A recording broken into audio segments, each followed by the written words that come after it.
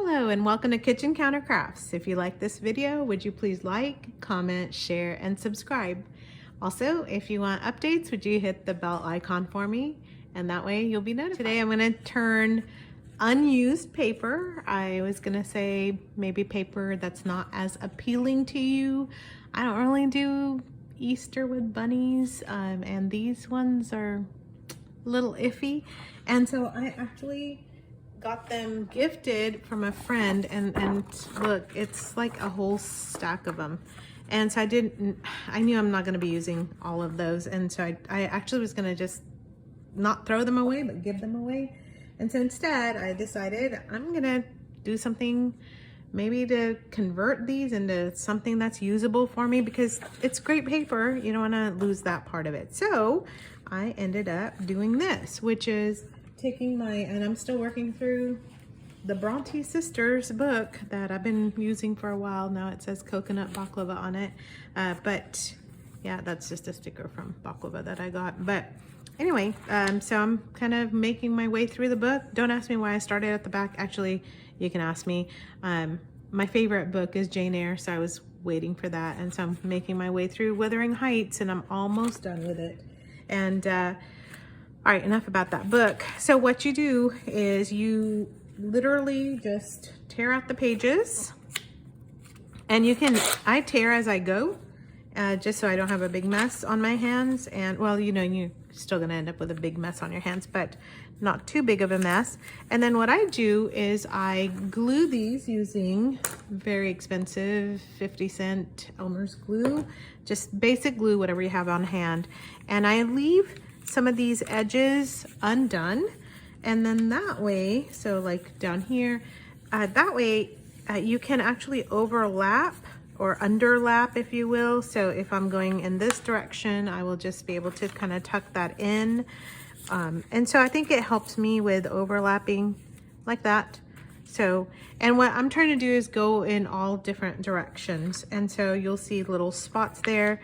And this one, I have this going this way, this going this way. So I'm probably most likely gonna put it here and actually do it upside down, because I have writing going this way.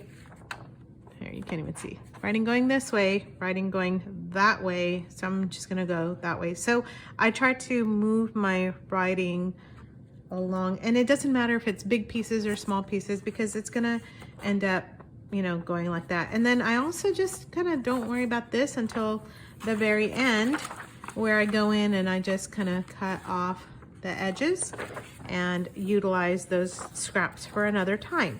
So I don't know if you want to watch me glue something down here. I'll do that. I'll do this piece here.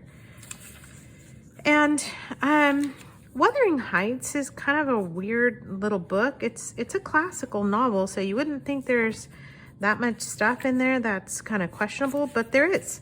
So there's a few bad words that are used in there. Didn't quite know that. And then they talk about like hell a lot and the devil, and that's not really the vibe I want for my junk journals or the junk journal pages. So what I do is I don't worry about what the writing is. I said I was gonna do it in a different direction. There I go, doing it in the opposite direction. So now I'm gonna, all is not lost, just peel it off. And that's the nice thing about just old cheapy Elmer's glue. Now the edge is showing a little bit of bunny rabbit. Let me show you. So it was showing a little bit. So I'm just gonna put this over the edge, and that way I got that down. And then I just really, I'm not worried about the format here. I'm just gluing paper down. And now you're gonna have little spots and stuff here and there. You can tuck another one in this way, maybe one going this way, probably not, because you've got this one going this way. So anyway, I just kind of put it in, tear it, and I glue it on the paper. I've found that some of this book paper is super cheap, and as soon as you start gluing it, it's gonna give you some headaches and maybe tear and stuff. And so anyway, I try to overlap wherever I can. I just think it's more aesthetic that way. What in the world just happened? It's just more pleasing And so there, that's how I get the overlaps done. And I'm gonna zoom out a little bit here. So all of a sudden it goes really fast. You can like watch TV, listen to a podcast. That's usually what I do. And you can get all the paper covered in a relatively short amount of time. So I just kind of have those sitting there, and then I have the next one here already done for you. This one I just did a few minutes ago, so it's still drying. I would not worry about like puckering and all of that. Really, because you are going to be covering a lot of that stuff up also. Besides, I just think it adds to the drama of it all. And at this point in time, you can, I don't know, if you're working on a green journal, you can grab your green stamp, and here's what I do, okay? This is how I get these little areas kind of covered. I don't like grab my stamper and do that. I just take the whole pad and I kind of put it over. Yeah, you'll get little smears, but again, I'm not really worried about that.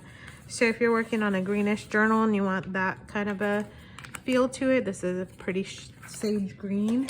So did that to distress it super fast. This is the Lazy Girls journaling channel, really.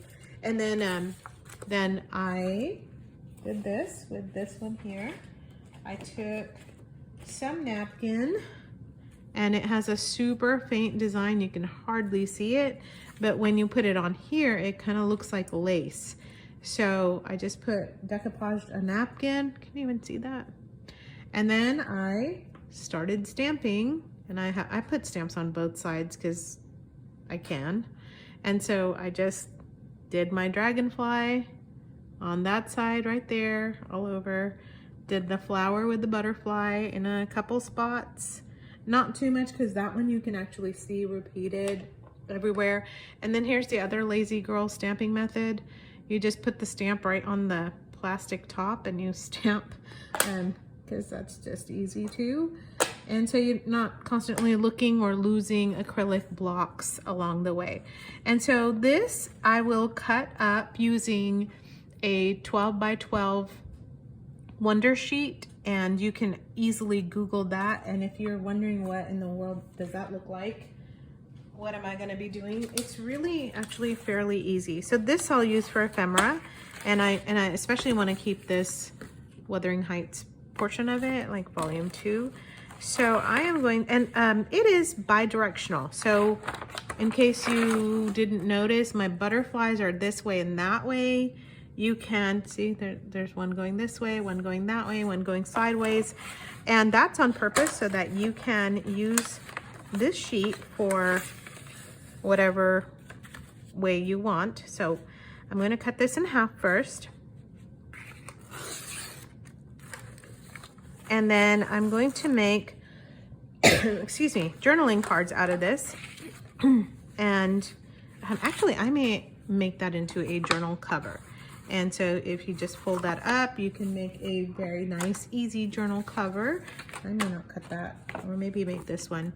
But you get the drift. You can just chop this up and make it whatever you want. So if you like that video, would you please like it? Give me a comment on what you do to get rid of your paper. Until next time, bye.